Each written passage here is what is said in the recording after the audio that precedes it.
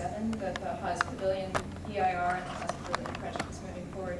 And the campus at that time was put under quite a lot of pressure from the community and also from the city to address parking, to address the fact that the pavilion itself would be bringing cars and lots of individual cars to the area. And the neighborhoods were quite concerned. And that's where we agreed to do the South Side plan and also the Transportation and Management Plan. Was a study, the UC and the city joint studies, the South Side plan and the Transportation Management Plan, as a way to look at the policy issues around bringing the fact that the campus is right 3 miles from any freeway, essentially. So we bring cars into the area, and what can the university and the city jointly do to address the fact that there's a lot of demand at this location.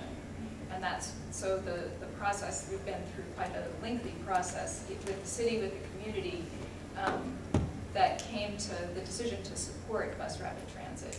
And that's why BRT is in the South Side plan.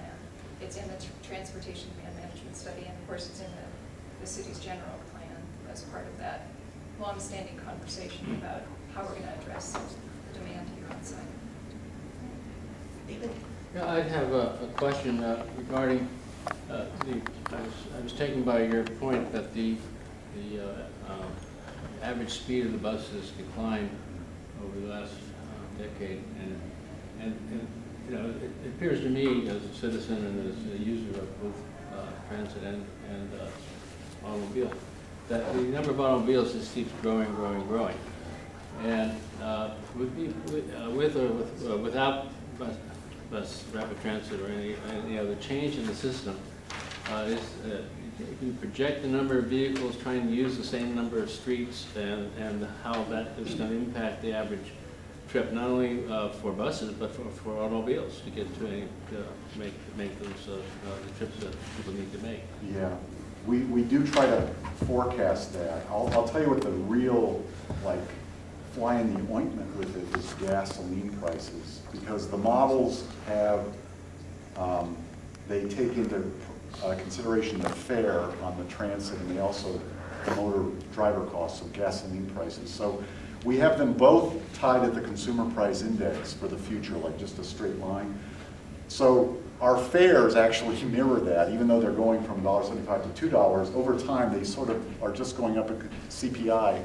Gasoline has suddenly taken like this asymptotic type curve. So we're going to keep conservative and say that it's going to be going up at the consumer price index, but it gives us pause. Will traffic continue to grow as it's growing? We don't know. And you are right that the number of cars has grown. I heard a Berkeley city staff person talking about as families in the Bay Area have gotten basically richer over the last decade. San Francisco and the East Bay have had this growth in the number of cars. So a family that used to have one has two. The one that had two now has a teenager that has their own car. So cars have grown faster here than the population, and it's true nationwide. This is the first year, though, that automobile miles traveled have not increased. Nationally, it's sort of tapering off, and they think it's due to the gasoline prices. But it's an art. You start with assumptions that are logical and defensible and conservative. And by conservative, I mean that we don't want to overestimate the benefits of our project or underestimate the impacts. So we take a cautious approach on that and assume a lot of traffic growth.